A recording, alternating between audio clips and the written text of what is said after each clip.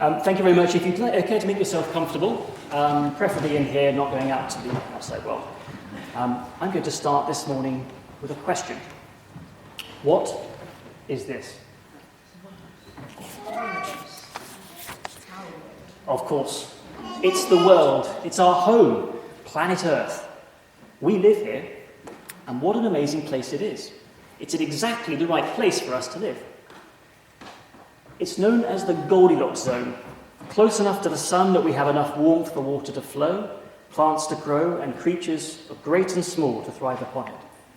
Indeed, it's so perfectly placed, with useful neighbours such as mighty Jupiter, who plays catch with comets and meteors that might otherwise make life here interesting, to say the least. Just ask a dinosaur.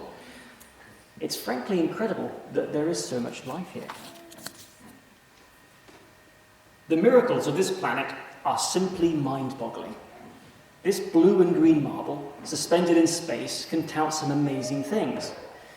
Animals such as the cheetah. Does anybody know how fast it can run? 70 miles an hour. Gold star, yes. If you guess 60 to 70 miles per hour, then that's it. What about the mighty oak tree?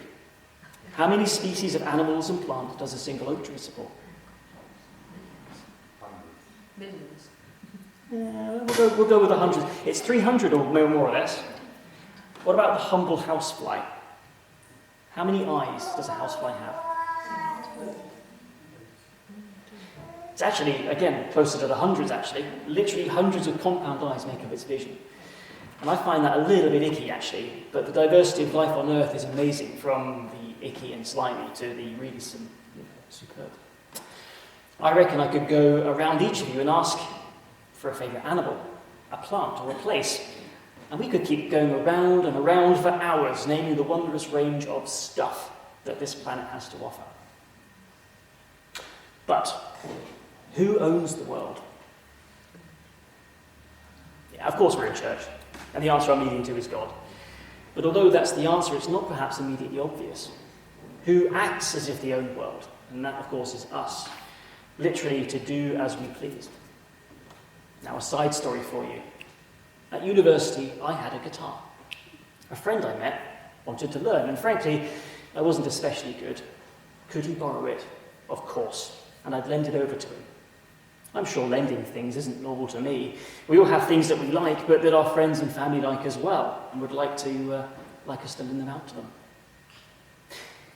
2 years later, I got the guitar back.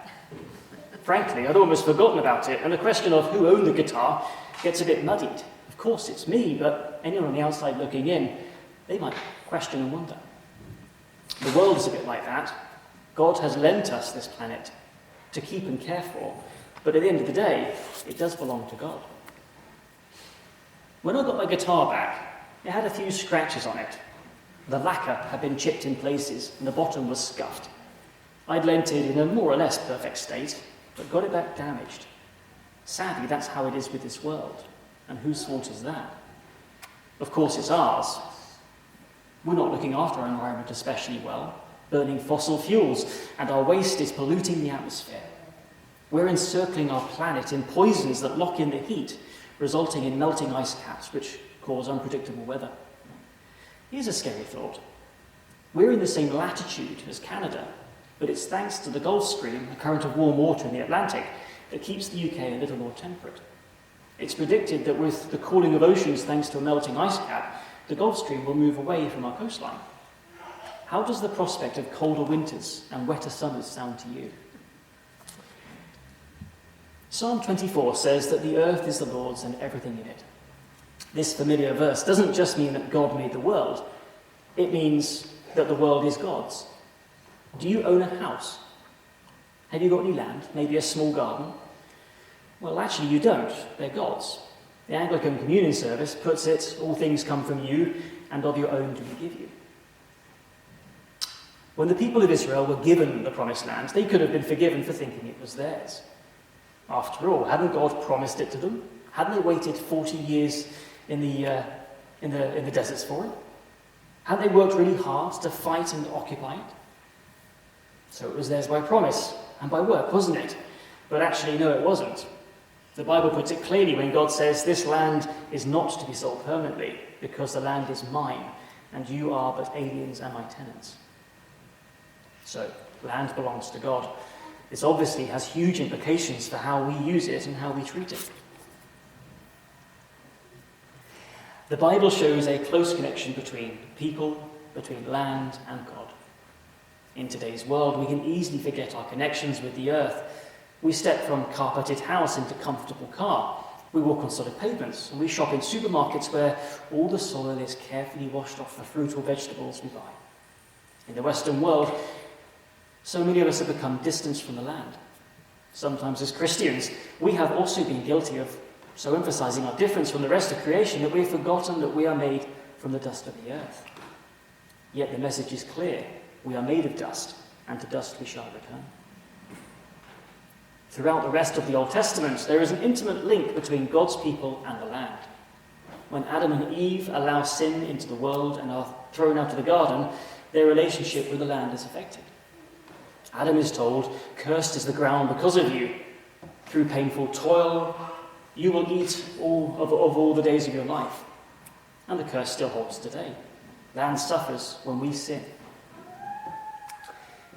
This happens in two ways. Firstly, and obviously, if we fail in our responsibility to serve and preserve the earth and its creatures, there is a direct ecological result. If we pour ever-increasing amounts of pesticides onto the soil, we not only kill pests, but all the useful insects and the food for farmland birds, and we will damage biodiversity. Does God care? Of course he does. The Bible teaches quite clearly that it is not only our failure to care for the land that damages it, it's also all the other ways that we and other people sin in God's intent for us. We live in an age where ecological problems are increasing all around the world, and many people are pessimistic. Some environmentalists are racing around trying to get us to change the way we live. Others are near to giving up, as they have seen how reluctant politicians and ordinary people are to make changes. Things are getting worse, not better. Many Christians have either ignored all the problems or seen them as a reason, perhaps, for getting people into the kingdom before the end comes. The reading we had a little earlier from 2 Chronicles suggests another way. If we return to God, if we repent and humble ourselves, then God can and will heal the land. There is hope for the farms and rural areas of Britain. There is hope for the planet. The same God who brings healing to people's hearts, who heals the sick, longs to bring healing into his whole creation. 2 Chronicles may be the only time the phrase healing the land appears in the Bible, but the underlying principles are written throughout the book. God made the world. It is his land. Humans are made from the dust of the earth, but also in the image of God to look after the earth and its creatures. The land suffers when we sin. God's plan for salvation and healing include not just people, but the whole of creation. Today, people are beginning to rediscover God's heart for his world, for the land and for its creatures, as well as people and nations. God made everything in love. When things go wrong in any part of his creation, God is grieved and longs to bring about reconciliation. Paul tells us that creation itself is groaning in pains like a woman in labour, the pains of separation from God and of the entry of sin into the world and the whole created order. When Jesus died on the cross, it provided the means of healing of our broken relationship with God, healing of our bodies and minds, healing between people, but also healing within the created order, the healing of the land. Amen.